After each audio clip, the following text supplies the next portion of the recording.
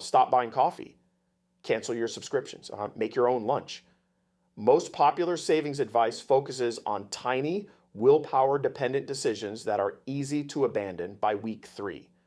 In week 5, we established why savings rate matters more than salary. Today, we cover what actually works to increase it based on behavioral economics research, not generic listicle advice. 3 tactics, all proven. None of them rely on willpower.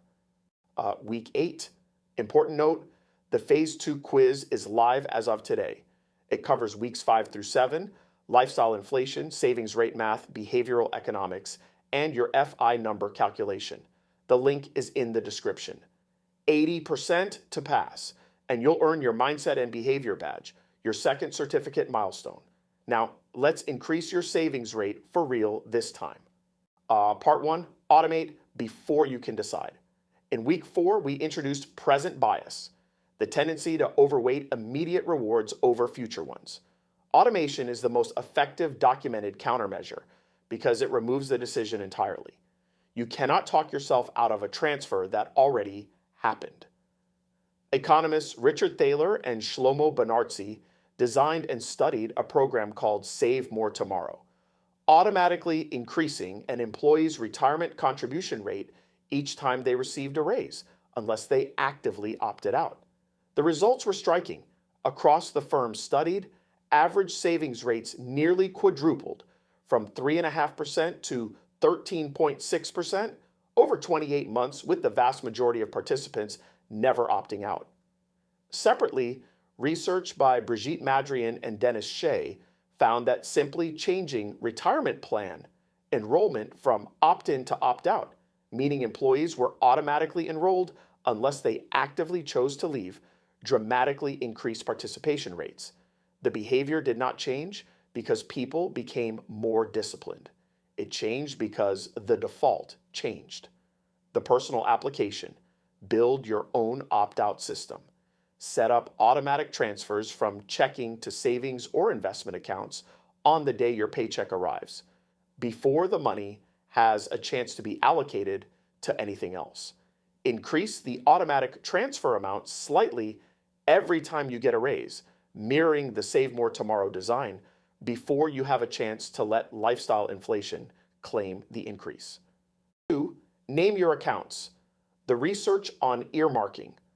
Research by Soman and Cheema, published in the Journal of Marketing Research, examined a behavioral phenomenon called earmarking, the practice of mentally and literally labeling money for a specific purpose. Their findings: households that earmarked savings into purpose-labeled accounts saved significantly more and were significantly less likely to raid those funds for unrelated spending, even when the money was held in a completely liquid, easily accessible account. This matters because it reveals something important about how the mind treats money. Money is not perfectly fungible in practice, even though it is fungible in theory.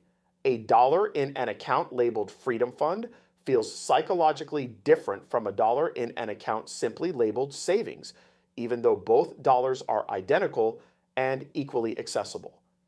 The practical application is almost embarrassingly simple. Rename your accounts. Most banks allow you to create multiple named savings accounts or sub-accounts at no cost. Instead of one undifferentiated savings, create emergency fund, FI portfolio seed, health insurance buffer, whatever categories matter to your specific financial plan. The friction created by relabeling a withdrawal as taking money out of my freedom fund rather than moving some savings measurably reduces impulsive raids on saved money. Part 3, the lever almost nobody pulls. Everything discussed so far addresses the spending side of the savings rate equation, but the income side has one specific research-backed lever that most people leave completely untouched: negotiation. Compensation research consistently shows that employees who negotiate their salary rather than accepting the initial offer achieve meaningfully higher lifetime earnings, not just from the immediate increase, but because most raises and bonuses are calculated as a percentage of current salary. A higher starting base compounds across every subsequent raise for the remainder of that employment relationship and often influences the starting point at the next job as well. Yet, research on actual negotiation behavior shows the majority of employees, particularly early in their careers, never negotiate a job offer or raise at all, frequently citing discomfort, fear of seeming ungrateful, or simply not knowing it was an option. Here is the economic argument stated plainly. A single successful negotiation, repeated in effect across every future raise calculated off the higher base, can be worth tens of thousands of dollars over a career for an investment of one uncomfortable 5-minute conversation. A simple negotiation script. I'm excited about this opportunity based on my research into market rates for this role and my specific experience. I was expecting something closer to X. Is there flexibility to get closer to that number? This is not aggressive. It is a normal, expected part of professional compensation conversations, and the data shows it is underused specifically by the people who would benefit from it most. Part 4, side income that respects your time.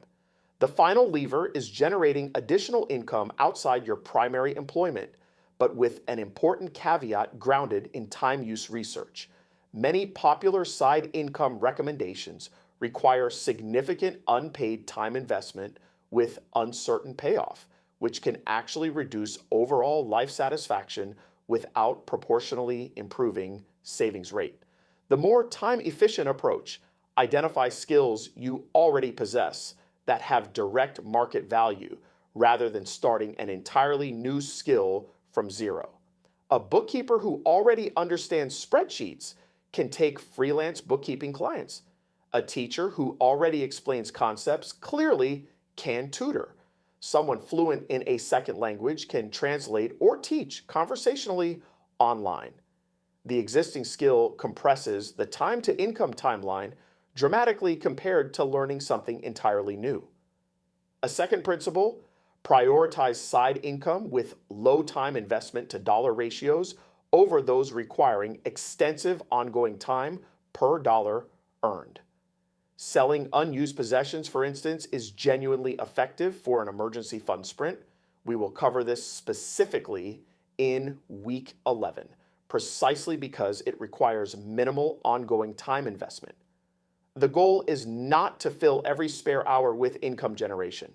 It is to identify the one or two highest leverage opportunities specific to your existing skills and time constraints, and apply them deliberately rather than randomly. 3 actions before this video ends. 1. Set up or increase one automatic transfer today. If you already have automation in place, increase it by just 1% of your income. The save more tomorrow. Research shows even small automatic increases compound into substantial savings rate gains over time. 2. Rename your savings accounts with specific, meaningful labels. Emergency fund, FI portfolio, whatever matters to your plan. This takes 5 minutes and is backed by real behavioral research. 3. If you have not had a compensation conversation in over a year, research market rate for your role this week. You do not have to have the conversation today, but know your number. That completes Phase 2. Take the Phase 2 quiz if you haven't already. The link is in the description. Next week, we begin Phase 3, Debt and Saving.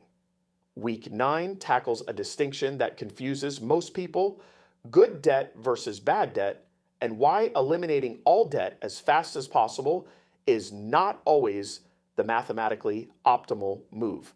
Subscribe, like, and share so you don't miss it. I'll see you in Week 9.